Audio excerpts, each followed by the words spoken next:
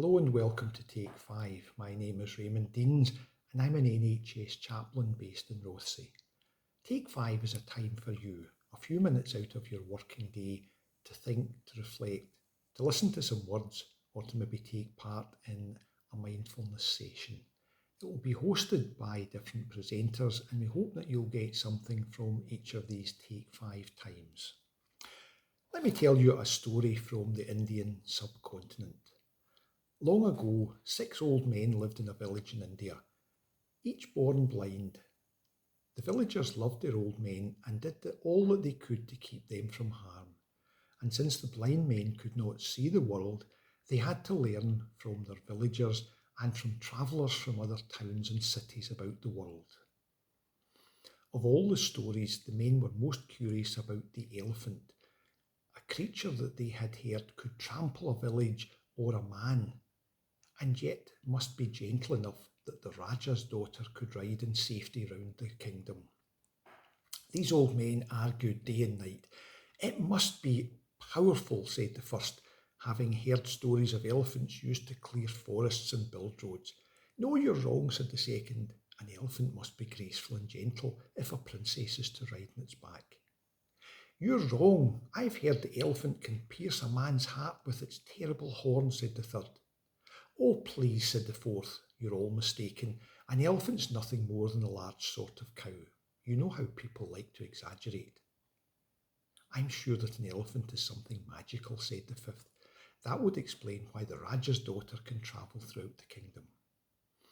Oh, said the sixth, I think we've been the victims of a cruel joke. I don't think an elephant exists at all. Finally, growing tired of their arguments, they arranged to be taken to the Raja's palace. When the men arrived there, they were greeted by an old friend from their village who worked as a gardener. Their friend led them to the courtyard where stood an elephant. The blind men stepped forward to touch the creature that was the subject of so many arguments. The first blind man touched the side of this huge animal. An elephant is smooth and solid like a wall. It must be very powerful. The second put his hand on the elephant's trunk. An elephant's like a giant snake, he said. The third blind man then felt the elephant's pointed tusk. I was right. This creature is as sharp and deadly as a spear. The fourth blind man touched one of its 4 legs. What we have here, he said, is an extremely large cow. The fifth blind man felt the elephant's giant ear. I believe, he said, an elephant is like a huge fan, or maybe a magic carpet that can fly over mountains. The sixth gave a tug on the elephant's coarse tail. Why, this is nothing more than a piece of old rope. Dangerous indeed, he laughed. The gardener then led his friends to the shade of a tree. Sit here and rest. I will bring you some water. While they waited, they talked about the elephant. It's like a wall.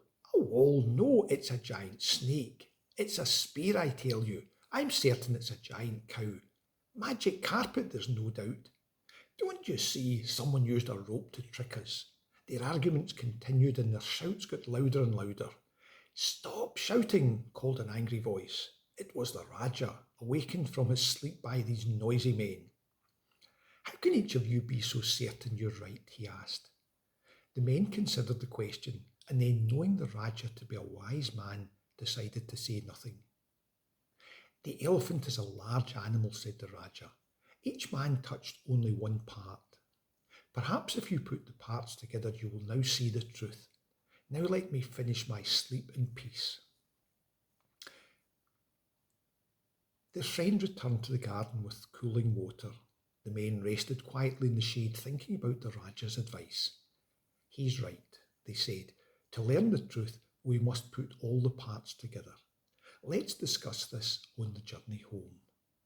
And so the young boy from the village guided the men home until they were ready to discuss this further. Thank you for listening to Take 5. I hope you've enjoyed this story and it's given you something to think about.